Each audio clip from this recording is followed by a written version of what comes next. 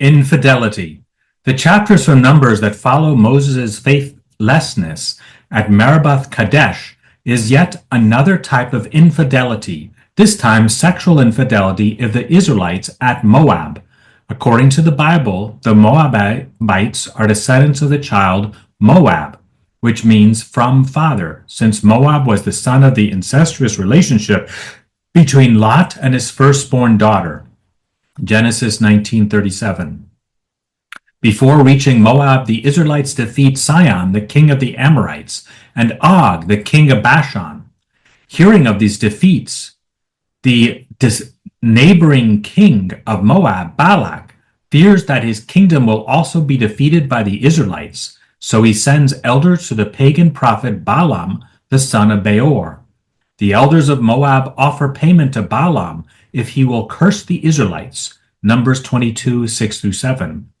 Balaam accepts the payment and tries to fulfill the king's requests by asking God to curse the Israelites, but God refuses to do so. God said to Balaam, "You shall not curse the people, for they are blessed." Numbers 22:12. Despite Balaam's resistance to the spirit of prophecy that is within him and to the king of Moab, Balaam instead prophesies that Israel is blessed and will continue to be blessed by God. In addition, Israel will be blessed by increasing in numbers, Numbers 23:10, by being successful in battle, Numbers 23:24, and a star shall come forth out of Jacob, and a scepter shall rise out of Israel. It shall crush the forehead of Moab. Numbers 24:17.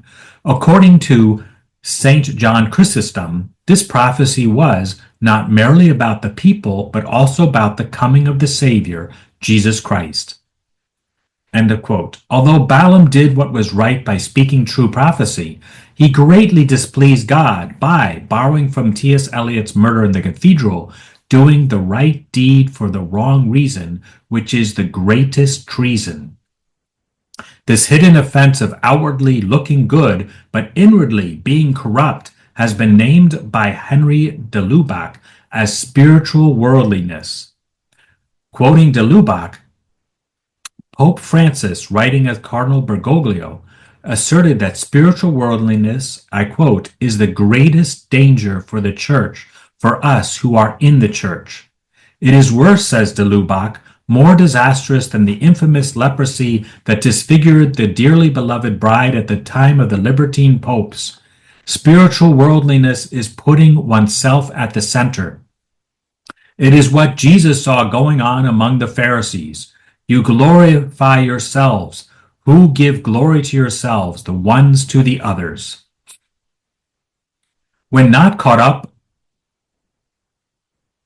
in the divine gift of prophecy, Balaam tries to prevent the Israelites from attaining blessings that he had prophesied about. He did so by encouraging Moabite and Midianite women to intermingle with Israelite men, with the hope of seducing them into pagan adulterous practices, Numbers 31:16. These practices included worshiping idols and sexual intimacy, which may also have included ritual prostitution as a way of communing with a false god. While Israel dwelt in Shittim, the people began to play the harlot with the daughters of Moab. These invited the people to the sacrifice to their gods, and the people ate and bowed down to their gods. Numbers 25:1-2.